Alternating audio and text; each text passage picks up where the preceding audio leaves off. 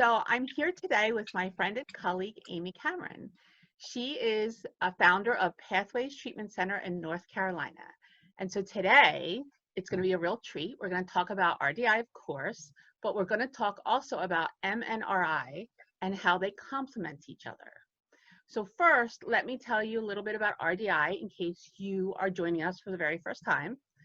RDI is a parent-based model, and it is based on typical development.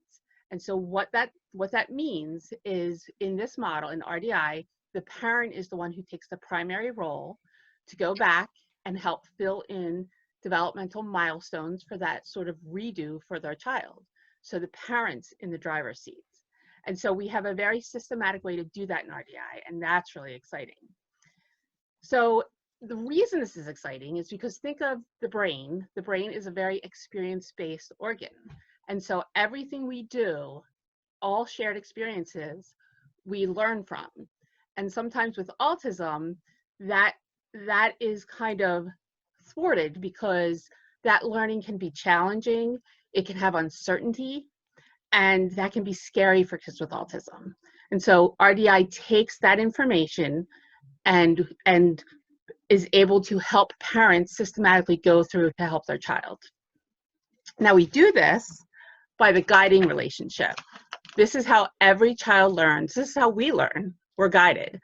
And so we are able to take the child through guiding to help them feel competent and to help them feel very secure in challenge and uncertainty. Now, of course, I did this with my son. And, I'm a really big proponent of RDI, obviously. But one of the things I noticed with my own son was, while I was working with the thinking part, that thinking RDI brain, that dynamic part, I also noticed that he was struggling with some motor movements. And being the good friend Amy is, she kind of was chatting with me and was talking to me about MNRI. And I realized through her talking to me that my son was using a lot of mental thinking space for doing things that should be very natural for him. He shouldn't have to be thinking about things that he was doing. For example, if you actually had to think about blinking, it would cause a lot of things to go on in your brain that you wouldn't be able to do very efficiently if you had to think about every time you were blinking. So that mental space was being used up, and if that's being used up, it's hard to do RDI well. And so this is why I'm really excited to have Amy talk to us a little bit more. If you feel as though this is something that your child would benefit from, she can tell us how MNRI and RDI can complement each other. So Amy, I would love for you to first, of course, tell us what MNRI stands for and what it is. Hey, Kathy, it's so good to see you. I love talking to you. And welcome from North Carolina, where we're also staying at home and staying safe from the coronavirus. But this is great that we get to have this discussion, because I am a huge fan of RDI, and I practiced in RDI for many, many years. And now currently I'm working a lot more in the field of MNRI.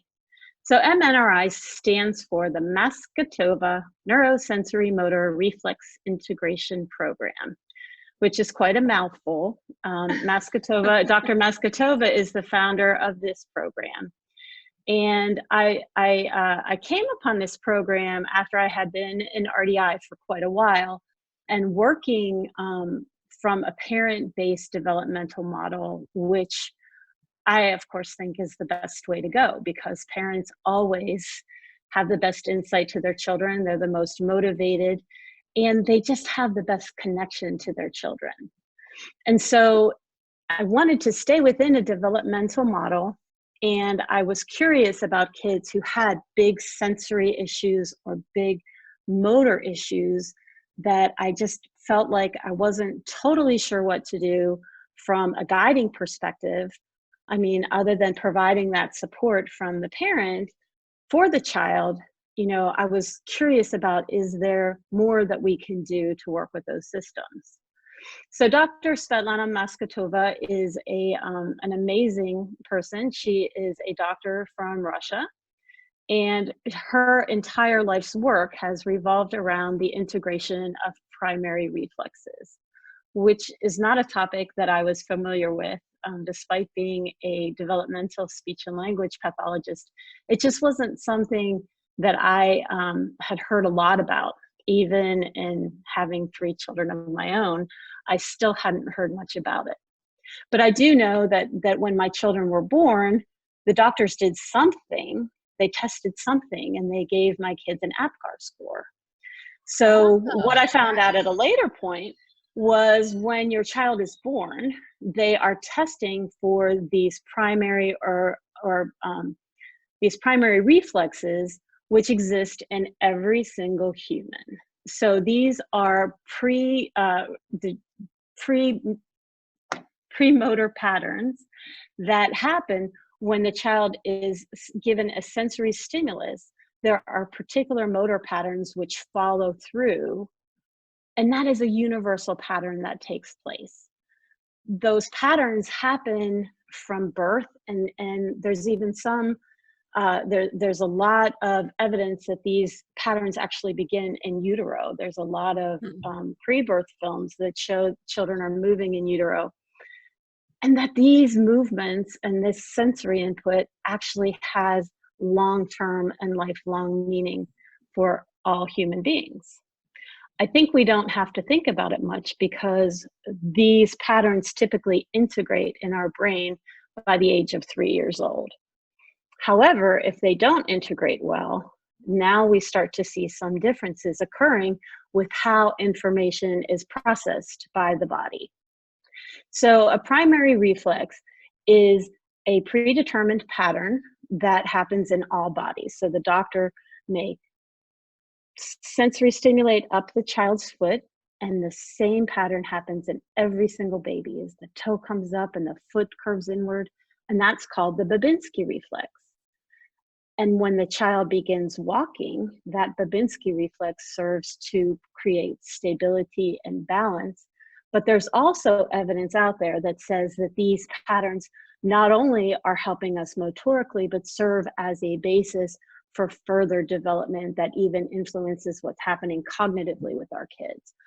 So one of the things that I loved the most about RDI was that guiding relationship and helping kids to regulate, because I think regulation is such a gigantic topic, particularly when we're talking about autism. The regulation of the body, the regulation of the emotions, and the regulation of the mind are things that are so important, because if you're not regulated, your body is either too much or too little, and there's not a good balance, which creates availability for learning and being guided by another person. And one of my favorite aspects of RDI was always how to help that person with mental regulation and co-regulation with their parents' guide. What I did notice, however, for a certain amount of population, they may be able to achieve that intersubjective relationship that helped with regulation, but body regulation was a big issue, or sensory regulation. Yeah, and So that's what I saw with my younger son. Yeah. Yes.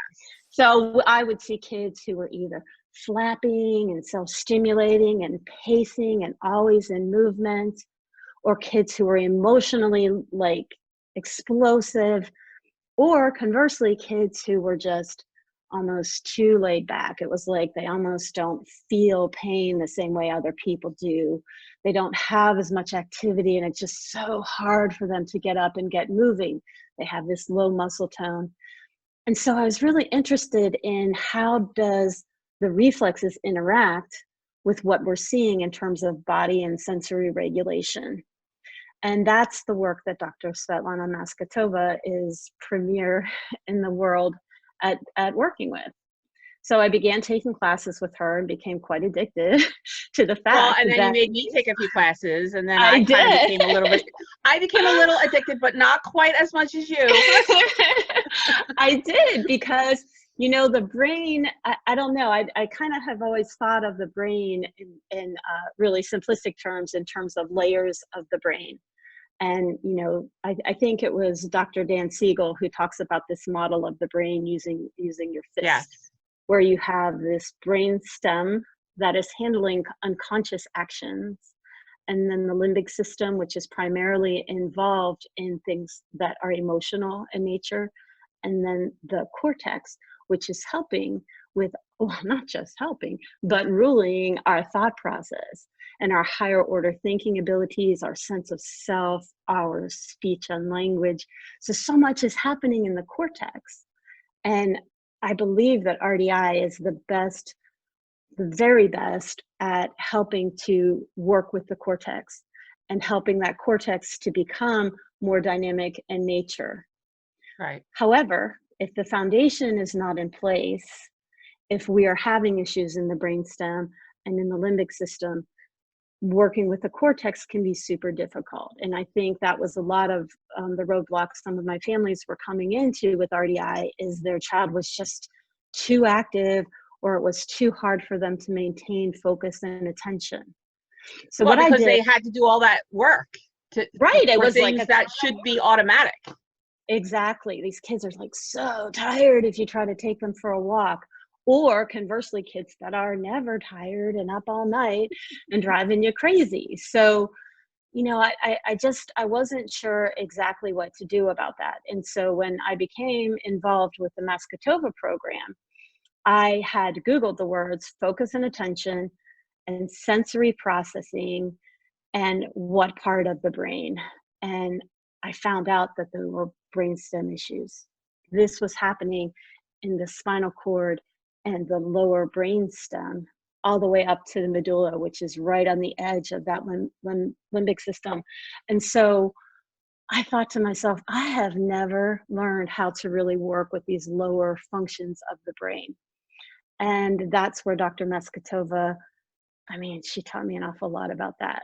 Dr. Gutstein taught me so much about how to work with the cortex, and Dr. Meskatova has taught me so much about working from a bottom-up way. So both programs are very developmental in nature, and both are very parent-based in that I can't fix anything by myself. I need parent input and parent help. And I use my guiding skills to help parents to know how to integrate reflexes. So why reflexes? This is the big question, Kat. So reflexes are the language of the brainstem. How you speak to your neurological, your nerve net system is through those reflexes. And the primary purpose of a primitive or primary reflex is to serve as protection. And I knew in my gut that many of the children that I was working with and helping parents to work with were kids who were in fight or flight mode. They were very explosive and running away and not able to handle anything sensory wise and or physical wise. So that fight or flight was something I had kind of heard about and made assumptions about, but I didn't realize that fight or flight were actually reflexes of the body that are universal. So the Moro reflex is actually your fight or flight reflex. And if that reflex has not been integrated into the body, if that pattern has not developed into a mature way, then that child is going to have to compensate from the top down. They're going to have to use their cortex and or borrow their parents' cortex in order to survive that fight or flight modality. But it has even further reaching consequences than that, because if you spend a lot of time in fight or flight, now your endocrine system is being triggered and your brain chemicals are being triggered. So there's something called the HPA stress axis, which is there to put out various neurochemicals that will send you into protective modality. They will release adrenaline when you need it because you're running away from a bear. If that cycle lasts too long, the adrenaline now becomes cortisol. And cortisol is a chemical, a neurochemical, which now limits your access to prefrontal cortex. And so this started to give me some answers as to why some of my parents were really struggling with helping their kids to develop that prefrontal cortex in a dynamic way. Right.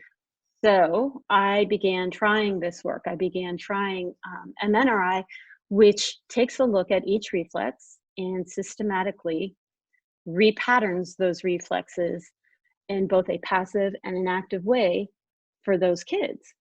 And what I found out is that, well, I'm going to say this pretty definitively, and I'm not sure that there's research on it, but I'm almost sure that there is. Um, if you have a neurological diagnosis of any type, autism, learning disability, ADHD, head trauma, stroke, Guillain-Barré, any of those, your primary reflexes have now come on and are not matured well. They've either returned to an immature state or have never matured fully. So knowing that, we know that people with neurological diagnosis need to have that basis and that foundation put back in place. And so the MNRI program systematically helps parents to take a look at those reflexes and their level of maturity and how they are functioning for that person. So for example, Kathy, if you were walking down the street and you tripped and you fell, what would your hands do? Same as mine.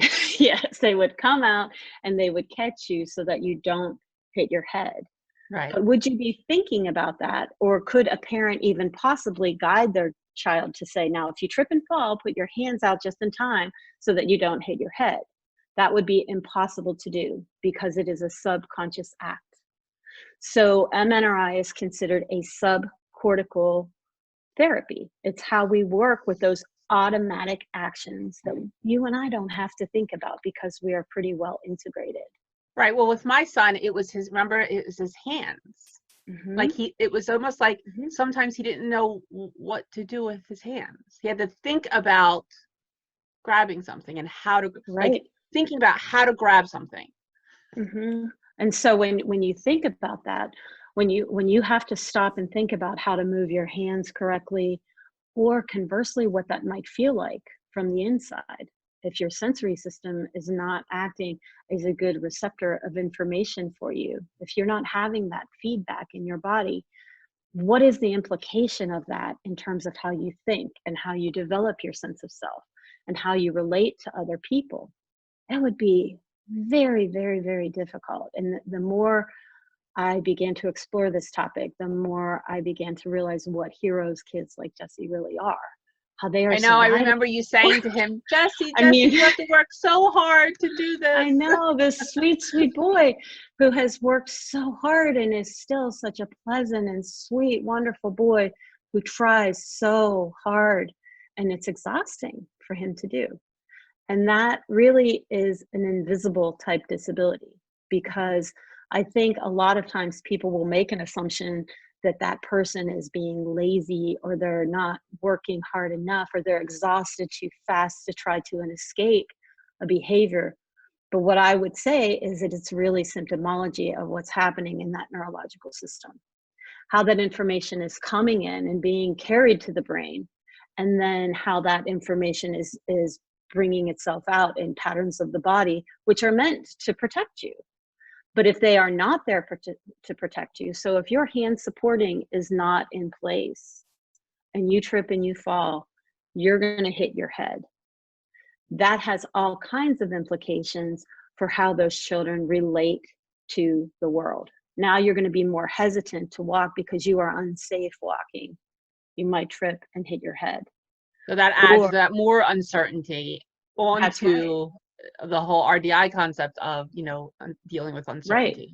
So we're dealing with kids who have so much uncertainty in terms of how their systems are working for them, how information's coming in, and how their body patterns are in that automatic subcortical area working for them. And when you think about that, of course, you would begin to restrict the amount of dynamic information you can begin to cope with on top of that. I mean, that's the most natural reaction. Or conversely, you may create chaos on top of that so that people aren't seeing that, and you might want to mask that. And we see all kinds of cases that are doing this. So every single human being has primary reflexes. And sometimes when those reflexes go astray, so in the instance of my son who has learning disability, his sensory was very different, but his motor was okay. So I Okay. couldn't really tell that he had difficulty with how visual information was coming into his brain. I mean, I should have known that he had dyslexia, but it didn't occur to me to what level that was happening to him, because he was still functioning every day. He was walking and talking Right. and going to Right. school. And so that's a very invisible disability. Conversely, kids with, say, cerebral palsy, those kids, you can see that the motor patterns are not working for them, because maybe those patterns are reoccurring over and over and over for them. And now their muscular system is not permitting the integration of that. So in MNRI, we work really hard to integrate that sensory as well as those motor patterns, which are pre-programmed epigenetically in all human beings. So you Right. could go anywhere on the planet and you could test newborn babies. You could test their little feet by striking up the bottom of their sole, and all of their little toes are going to come up unless there is something going wrong, unless there is a head trauma or deprived of oxygen, something like that. And that's why Right. they test for reflexes at birth. They want to see that there's a good communication system between the sensory cortex and the motor cortex. And so if those things are not functioning well together, it's going to be really hard to have a solid foundation in order to be able to be available and willing and seeking more information, seeking more uncertainty. Because without those things in place, you have major holes in your development, and you're pretty lucky to just be getting through the day. Yeah. And like with RDI, I think of RDI, this is where like that obstacle assessment comes in. When, Mm-hmm. someone comes to me for RDI and I Mm-hmm. do this obstacle assessment, I look at those sort of things also, because that's Right, going to exactly. make things a lot harder. Right. And so really the question is, is it possible to do these two things at the same time? And in my practice, I believe yes. So I have a certified RDI consultant in my office, and I have myself, who was certified for years and years in RDI. I went ahead and got the training in MNRI because I wanted to be able to begin working with the subcortical areas of the brain, and I just didn't see it happening in my area. I didn't see anybody working in this way with kids' brains. So I came back from my classes and I started working in this way, and it was really exciting to see the kind of development that grows on top of a nice solid foundation. How much more availability, how the attention and focus changes, how things like noises and tactility can all change if we go ahead and repattern those things. Yeah, so it's pretty cool. These two things Yeah, are I mean, awesome I saw a together. huge difference with Jesse. Like, Hmm. I mean, Hmm. he wouldn't years ago he wasn't even able to write Yeah, because he didn't even know how to hold a pencil. Like, and no matter, yeah, he could think about holding a pencil. sure, He could, but sure. all that thinking about holding the pencil, where I wanted him to just pick it up and write. Exactly, Yeah, exactly. And so when you start thinking about kids who aren't good with handwriting, or kids who aren't good at sitting in their chairs, or kids who are having sleep issues, or kids breathing that are like issues. rocking. Like rocking is a big. Yes, kids who are rocking or sensory stimming this way. All of those kids are trying in one way or another to feed the system, which has not fully integrated. It's a symptom, and I remember Steve Gutstein saying this years and years ago, it's a symptom of an immature system. And so how do we help that system to regulate faster and better? We work with the reflexes, because the reflexes are the language of the neurological system. So I would say, if I had to sum it up, I would say that MNRI is a bottom-up therapy, meaning I am working with the spine as well as the brainstem up to about the limbic system. And RDI would be a top-down therapy in terms of the cortex to the limbic system, and somewhere they meet. Right, right. In terms of best case scenario, as far as I'm concerned. So these are two very, very compatible therapies. They're both parent-based, they're both developmental in nature. They both are helping the parent to understand the process of what is occurring with their child, and understanding that what they're looking at is symptomology and not necessarily willful behavior. Right, that's huge. And Yeah. so say a parent comes to you and wants to Mhm. explore MNRI, Sure. tell me what that would look like. So, I typically do a reflex screening. A full assessment in MNRI is done by Dr. Maskatova, and she has many points. She has a 5-point system that she rates every single one of the reflexes on. In my case, I will go through with the parent and talk about the symptomology that the parent is seeing. And then I will do a screening, meaning I'm not doing the whole 5-point system, but I'm testing to see based on the child's age where their reflexes are coming. So I will administer the sensory input, and I'll just watch what happens with the motor system. I also do an assessment on the facial muscles, on the facial reflexes too. So breathe, suck, swallow, chew. Those are all reflexes that are facial reflexes and have to do with integration of the cranial nerves. I'm a speech pathologist. I'm all about it. So I like to work with those cranial nerves also. Well, now that I think about it, yeah, my son couldn't chew. He couldn't Yeah. chew. He couldn't talk. Hmm.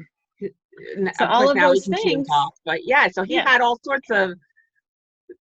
sorts of reflexes going wonky. Well, and I think that it's just a component that, in terms of assessment and diagnosis, that is not necessarily always looked at. If it's looked at, it's typically looked at by an OT who might make Exactly. note of it, but they're not necessarily talking about how to then work with the fact that that's going on. I'm so glad you brought that up, because my son actually had OT for Hmm. years, and made no progress. Hmm. Very limited progress. Maybe I don't want to say no, Yeah. but very limited progress. And I just remember, when I started doing MNRI with him, it was amazing, the difference, Yeah. Yeah. and so And I kind again, of, I mean, it depends on what type of OT you're doing. If you're doing yeah, OT that is taking a look at the body systems, if you're a cognitive OT or a school-based OT, you're then forced to work on things that are educationally based, like right, trying to handwriting get them and to do scissor something. skills, those kinds of things, which is about getting the child to do something exactly, instead of taking a look at what are the causes for these things not to be occurring in an easy way, in an easy developmental way. And so that's why, I always strongly encourage, when parents come to me, regardless of what they're coming for, if they're coming for speech and language therapy, if they're coming because they know my RDI background, if they're coming because they want OT at my office, I always want to take a look at those reflexes, because I think that, without that foundation, we have this possibility of working with the foundation and seeing then what falls in place on top of it. So Right, I really right. like that. I like that a lot. And in fact, I think that, you and I have talked before about the fact that all of us are reliant on our body systems to protect us during stressful times. And I just want to mention that during this period of time, we're in the middle of the coronavirus crisis now. During this period of time, our bodies are subconsciously in protection. We are constantly bombarded on the news with how many people have died, and how many more people are projected to die and go to the hospital. And we're hearing these very true and terrifying things that are happening. Schools are shut down, and now we're at home, and plans are changing at a Right. very rapid pace. And even as adults, our systems are going into a protective state. So we ourselves are all being protected in this way. And I think everybody's reaction to that is slightly different. Right. Um, but a lot of us are in more of a fight or flight state, or a freeze state, while trying to cope subconsciously with this stuff.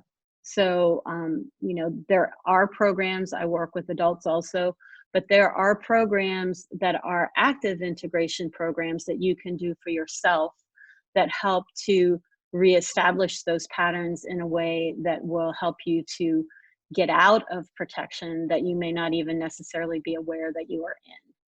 And so Dr. Maskatova has given this program to the world for free. It's on YouTube. If you Oh, type right. in the words, I will post that in the yeah, comments. Yes. yeah, please do, because I think as a parent, if you feel it first in your body, you Mhm. will have a better understanding of, you know, at least a little bit of what your children are coping with all the time.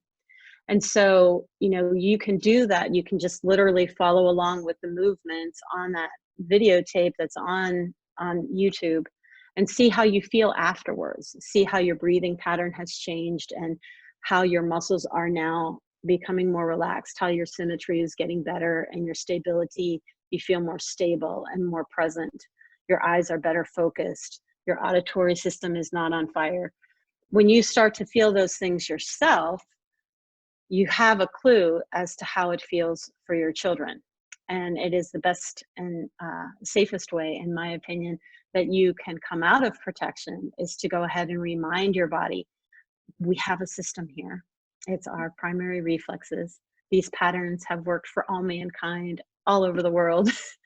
And if we go ahead and remind our neurological systems that these things are here for us to serve as protection, then that relieves some of the anxiety that the world is feeling right now, which is Yeah, awesome. and I remember the classes that I went to, it's so easy to think, well, this is just what you do, but it's really very Yeah. different when you can feel it, you know, Yes. and I remember saying to Jesse all the time, this is what it's supposed to feel like. And I would Mhm. help him Mhm. move, you know, a certain way. This is what it's supposed to feel like, Right. so that his Right. brain can understand. Right. So we're all about activating that system, which is meant to be the system that unconsciously protects your body. So that at a conscious level, you don't have to be in an anxiety state or Right. conversely in a depressive state. And so I would go as far as to say kids who are dealing with anxiety most likely have a very hyperactive system occurring in terms of their reflexes, and calming those things down really can help a lot. I know this personally. I've done a lot of work with Dr. Maskatova myself on my own system, and it's life-changing work. It's absolutely life-changing work. So I actually encourage all of my parents to get on my table and to allow me to do a little bit of that work with them, just to try to bring things down. I mean, you know, as a parent of a special needs child, that it is stressful, that you're in a constant state of what do I do? And knowing what to do from a cognitive level, like an RDI, massive relief. And also from a subconscious level, what if your sleep was better? What if your breathing was actually deeper? What if you weren't in a hyper vigilant state all the time? How much more available would you be for your family if that was the truth? Also, I remember getting on the table with yeah, Pamela, and she said, "Oh, that's your right. spinal Perez needs to be integrated." That's right. That's absolutely right. I know. I mean, my fear paralysis was super active, and I didn't realize that. And then when you start to make links within yourself in terms of understanding, if I'm in a fight or flight situation, that's what my personality, my all these underlying threads of my personality is: to escape, to get out, to leave, to go, to run. And you start to see that these are serving as foundation for who's fighting, who's a fighter, who's a flighter, who's a freezer. And you know what? Those patterns can be integrated well. So that isn't what we're always seeing.